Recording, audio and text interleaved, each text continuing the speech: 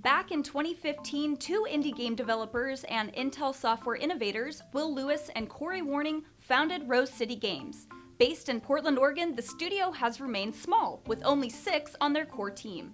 Through collaboration with local game developers and a keen eye for a good story, Rose City Games has proven themselves in the gaming industry. They have found the secrets of creating sustainably and invited us to come along to see just how they do it. This is Innovator Docs.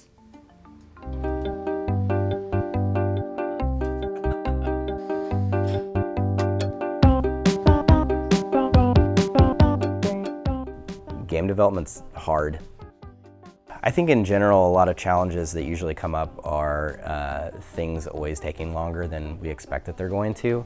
Communicating and putting yourself out there and being open to others' ideas and working with other people as much as you possibly can is a really, really big deal, and not a lot of people do it. When Will and I kind of started this company, we talked a lot about how big we wanted it to get. I don't think we're ever going to turn into a company of 100 employees or anything like that. I think one of the strengths of our studio is that we are really small and that we try to make games that fit the size of that team. Will and I tend to sort of run like a team A and team B. So we're both generally in team lead positions, and then we have Christian, who's our game designer, Nick is our programmer, Jenny is our community developer, and Marlo is our artist and animator. We've been working with Marlo for a number of years now. She contracted with us on a bunch of small projects, and then we finally got a chance to hire her full-time. She has been usually doing technical art and animation to sort of help get games out the door when we need to sort of catch up on stuff that we're a little bit behind on. As the artist here, I do a lot of different jobs day to day, depending on like what game we're working on or what tasks within those games need to be done. There's a lot of different styles being infused into games that are new and pretty exciting, and it's cool to be a part of that. She's going to be the lead artist and animator on a project that I can't talk about just yet, but we're really excited to kind of take her really awesome art style and make that the focus of one of our new games. My name is Jenny Wyndham, and I am the community developer for Rose City Games. As the community dev, I do a lot of different things, but you'll see me most often in anything that faces the community. So whether it's our Discord, newsletters, social media, I'm the person driving that or behind all of that. So if you're talking to someone, it's probably me. Knowing that somebody is watching out over all the forums and our Discord and social media and sort of catching all of that feedback and bug reports that are coming in is extremely, extremely helpful. For us, we generally try to make games that we can finish in about 2 years. We like to kind of stick to that range of development because it really lets us sort of like keep multiple projects going at once and make games that are sort of scalable for a team of our size. Keeping the studio small is really nice because we're able to very, very clearly kind of fit in with what exactly the needs of a project are and identify our roles very, very clearly, even though we might be wearing multiple hats. These days it's not uncommon for studios to put out one game and then shut down immediately after that. So the fact that we were able to put out a game and keep going has been really, really cool. Rose City Games was co-founded by myself and Will Lewis. We met through Pig Squad events. I'm also the president and founder of the Portland Indie Game Squad. We are a community platform helping people make games together. I had heard that there was a game making community in Portland, and I just moved here like a few years ago at that point. And I wanted to go out and check it out, and I figured it was going to be like 5 or 10 people hanging out, and I think there was like 50, 60 people. So I went up to Will and said, hey, these events are great, I'm going to come out to every single one after this. And I think he was kind of like, oh, okay, whatever. And I showed up to every single event after that, and we got to know each other a little bit better. He started coming to a lot of events, really wanted to volunteer, help out, make things happen here.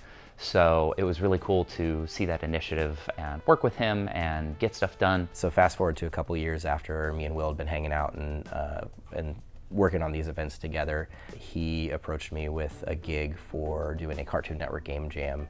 I went up to him and said, hey, I can't handle this alone, and I've been actually working together for a while. It was great timing for me. I had a new baby that was on the way, and I thought, why not just quit my job and jump into this thing? And that's kind of how Rose City Games started. Pig Squad has been almost a little bit of like a talent pool for us when we were starting out the studio. When we needed to hire a game designer, I said, oh hey, this other guy that I jammed with a while ago was pretty fun to work with, we should try him. That's pretty much how it's gone with almost everybody that's on our crew now. We've been going for almost 5 years now, and it's been super fun. Especially from our first game, we've learned a ton on just like how to prioritize a lot of different stuff and how to communicate with each other, and it gets just a little bit easier every time we do it. You know, you're sort of combining every discipline of like entertainment. You've got art and animation and music and story, and you have to combine all these things and not only get all the work done, but it has to be fun too.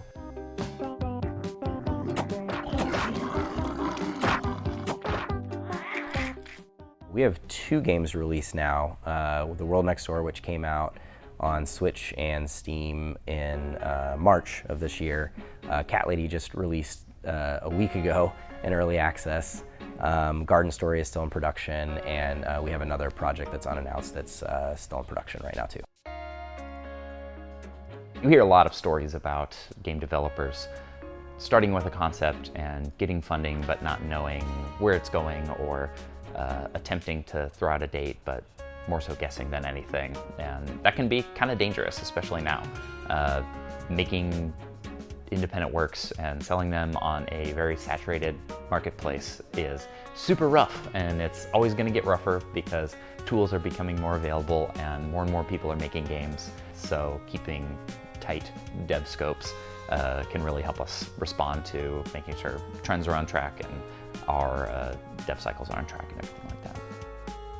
For us to remain sustainable, we sort of always have to be in biz dev mode. So once we get one project kind of kicked off, there's never really a short window between when we're looking for more work. When a project is finished up or wrapping up, or something's getting ramped in, Corey and I will typically trade roles, making sure that one of us is doing business development so that we're reaching out to more people and seeing where we can sell this concept. Start talking to publishers and partners and that type of thing to figure out how it's going to get paid for, and just kind of keep the ball rolling. Being multidisciplinary is really important, and making sure that you can communicate well and understand tech well and understand trends well, all really mesh into making it more likely that you are actually going to see your game through. We generally start production with a short concept phase where we're spitballing a lot of different ideas. Usually someone is sort of the vision holder for like one concept or another, but it's been really cool to kind of say like, okay, I have this idea for these characters, and figure out, okay, what kind of mechanics would work with this. We'll also really focus a lot on just kind of outlining theming and narrative beats, even if a story, even if a game does not have too much of a story. And that will usually take us to a period where we can either pitch it and get it funded, or if we're already funded, we'll just go right into making a prototype. Generally, once we have a solid concept, our next phase is to prototype something. We want to get something playable as quickly as possible. A prototype is something that we throw together as quickly as possible just to get our hands on it and make sure that it feels fun. That might be a lot of placeholder art, or just totally gray boxing the whole thing. That will usually come back and reflect on the concept, and we'll answer a couple more questions for ourselves about what this game is actually about, or what this game could actually be about. For a vertical slice, we spend a little bit more time polishing it, making sure that the art style is really, really clear. For a vertical slice, we're usually taking that either to like an expo to show off for the first time, or if it's a new game that we're pitching to publishers or something like that, we really want to make sure that somebody who is not us, who has read all the design docs and spent time fleshing out the story and all that kind of stuff, somebody can pick it up for 20 minutes, play through it, and understand sort of everything that is going to happen in the game. We like to try to go to as many expos or community events as possible and bring out our games even when they're in a really early state, so that we can get as much player feedback as possible.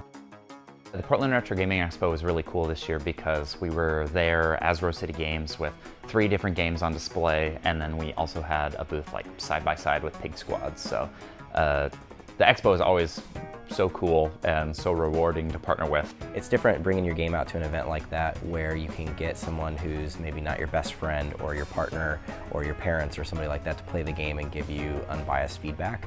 A lot of times your friends want to be really supportive and nice and that type of thing, but watching like a 12-year-old kid play your game and say, I hate this, is sometimes way more helpful. So we like to bring our games out and have people play it as much as possible and see what breaks and see what's making sense and figure out how we need to improve the game. Once we have that settled in, we work up towards alpha, which is a feature complete state of the game, and then move on to beta, which is content complete, and then work towards GMC, or Gold Master Candidate, which is our version 1.0 that we're ready to ship out and let people buy. I think that our studio is starting to sort of develop a reputation for making cute games and sort of like wholesome content, which I'm really into. There seems to be a nice trend for games like that, and definitely a market for these like cute, wholesome games that are okay to play with the whole family. I think we'll continue working with kind of cuteness in games and fantastical elements and everything like that. I don't know that that'll necessarily be the only thing that we ever do. We've had tons of ideas from like horror games to beat 'em ups and like that type of thing. So that may not always be true for the studio. I think for the most part, the idea that we're making games that are leaning into the cuteness is something that we're excited about right now. More than anything, our focus will really be on kind of like lo-fi and keeping a tight production schedule and being able to tell impactful stories and have impactful gameplay moments in those kinds of games.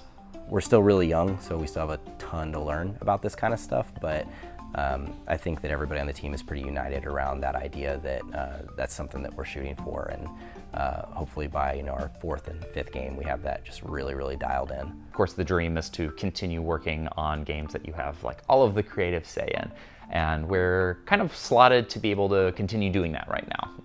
We have a couple of things in the works that I think are going to be really, really cool. Some of them are totally confirmed, so that feels really good, and we'll see where that takes us.